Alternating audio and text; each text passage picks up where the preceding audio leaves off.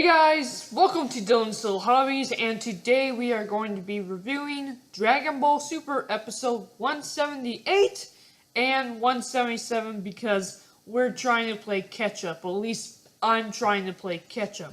So let me just briefly talk about 177 first. Okay, episode 177 was absolutely awesome. It was what happened in this episode was that we actually got to learn the backstory of Jiren. And you know what? Jiren's backstory is actually pretty incredible. And what happens is, well, here's the thing. I want you guys to go see this. I'm not even going to spoil his backstory for you guys because I thought it was just that incredible. And I want you guys to go see it. All I'm going to say is that from a backstory standpoint, it was actually a really good story, and it seems as though they're setting something up with that backstory. Because you know what, we really didn't get an explanation very much in that backstory. We just got to know more about Jiren, which is all fine. That's what backstories are for, but that backstory leaves us with very massive questions, and I'm wondering if they're setting something up. I'm telling you guys, they have something planned for 2020. I know that they're going to do a movie in 2018. I don't know about 2019. But they have a movie coming out in 2018, and I 100% believe, nothing's confirmed, they said nothing about it, but I believe that they have something planned for 2020, whether that's a new series or a spin-off series or another movie, we just have no idea, but they're going to do something in 2020. And with this backstory of Jiren, I feel like they're just setting something up. What could that be? We have no idea. Maybe they're setting something up with his backstory for that movie that's coming out in 2018. We just don't know, but I will say this.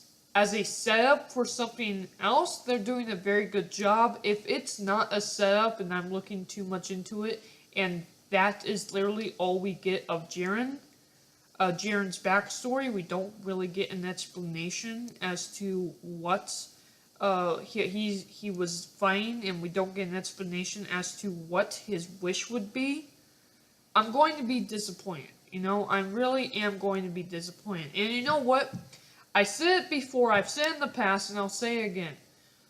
They were hyping up Jiren way too much. Now, luckily, they have not made Jiren a letdown. Jiren has not been a letdown to all of the hype that they made, but they were definitely hyping up Jiren way too much. And that's why when I first saw Jiren in the first couple of episodes and how powerful he was, I wasn't riding the hype train. I was looking at the hype train from the outside and going, okay, this is probably going to end up not being as cool as I want it to be. So I was actually not riding the hype train for Jiren, even though I know it was very, very high. And the only time that I finally got on to the hype train was when he was actually able to defeat Ultra Instinct. And what I mean is, when the first time that we actually saw him battle Goku, when Goku first achieved Ultra Instinct and he was going up against Jiren, the fact that Jiren was able to withstand that power of Ultra Instinct, that's when I finally said, okay, he's not a letdown, I can ride the hype train for him again. Which I of course have. He's not even in my top 10 favorite characters of Dragon Ball, I can tell you that, but I do like him more than when I first heard of him. I know a lot of people were getting hyped for him, a lot of people were getting excited for him.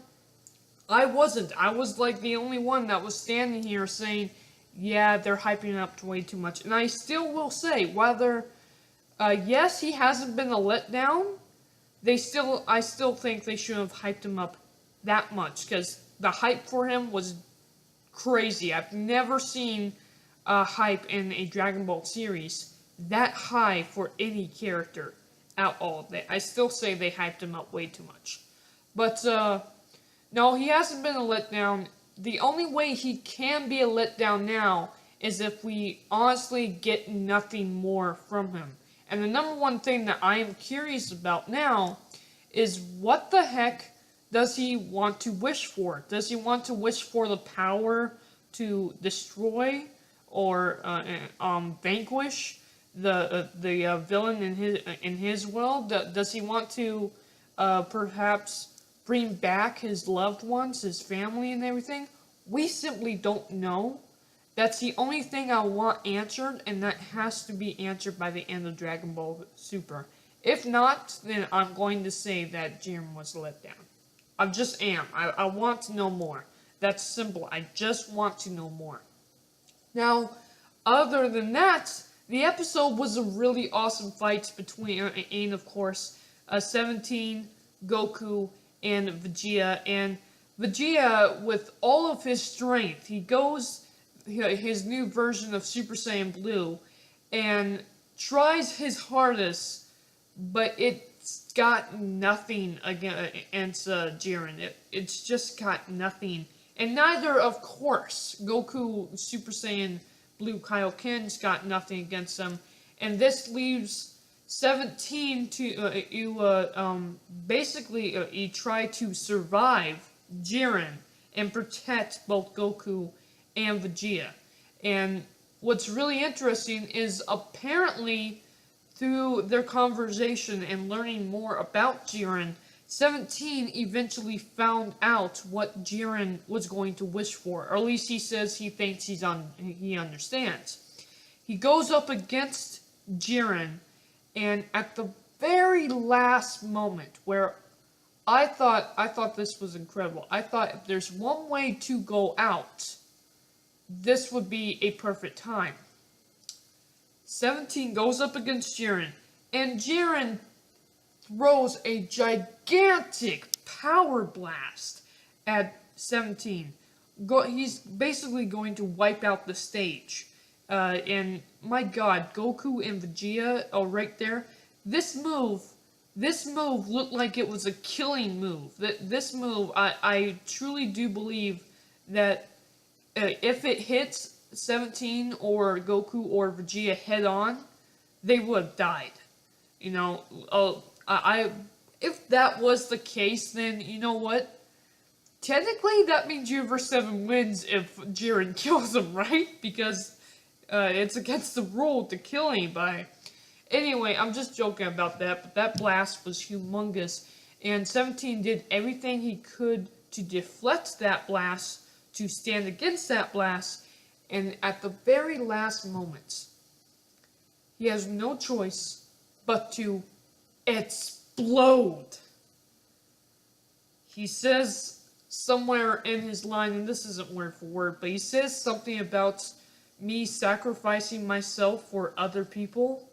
What's very human of me to do, or something like that. It was very incredible.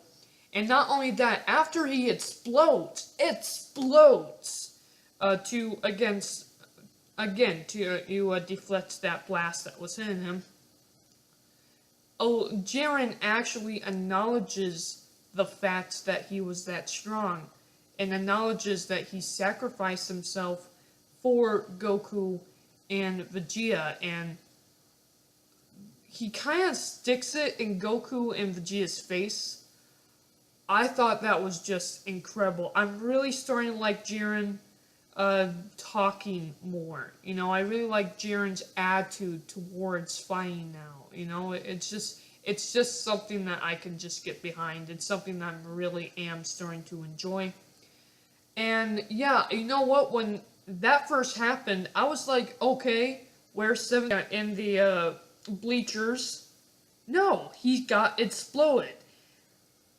My first reaction to that was like, no. That's the first word I said. No. They really blew himself up. I didn't believe it at first. And then the Grand Priest says that because the explosion was caused by him, Jiren is going to receive no penalties. That is when I knew that 17 actually did blow himself to bits to save the guy that he was supposed to be made to destroy. He saved Goku. Wow. That was impressive. Okay. From there we have episode 178. And this episode is very much like the Buu saga.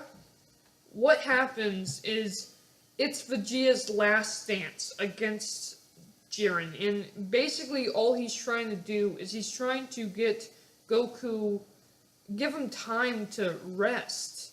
You know, very much like what happened in the Buu saga when Vegeta was fighting Buu, trying to give Goku some time to rest. And I'm telling you, this guy just takes a straight up beating from Jiren. He really, really does. And, you know, here's the thing. I am a Vegeta fanboy. I really, really am. And it was tough to see him get this beat up. At the same time, I understood it.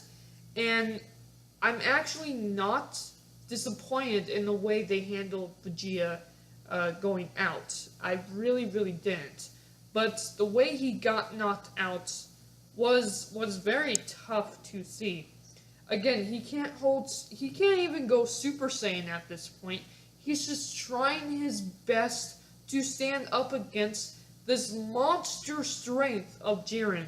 And he's just out, power-wise, he's out of his league. Power-wise, he's out of stamina.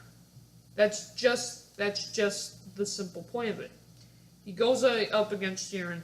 Jiren knocks the heck out of him. And you know what? There's this one scene where he is not knocked off the ring, but he's able to save himself by his boot. Apparently it got notched onto like a rock. And what happens after that is he starts having like these flashbacks and he starts hearing Bulma's voice. Now, I loved the fact that he's starting to think about Bulma, of course, Trunks, and Bola or Bra, his brand new baby daughter.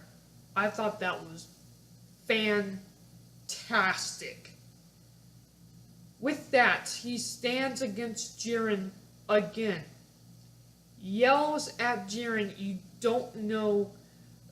This isn't word for word again. I can't remember what he exactly says, but he says something about that Jiren, being the way he is, will never understand what it means to stand up for something that you're protecting. And I thought that was a brilliant line on the writing staff's doing. You know, I thought that was a brilliant line.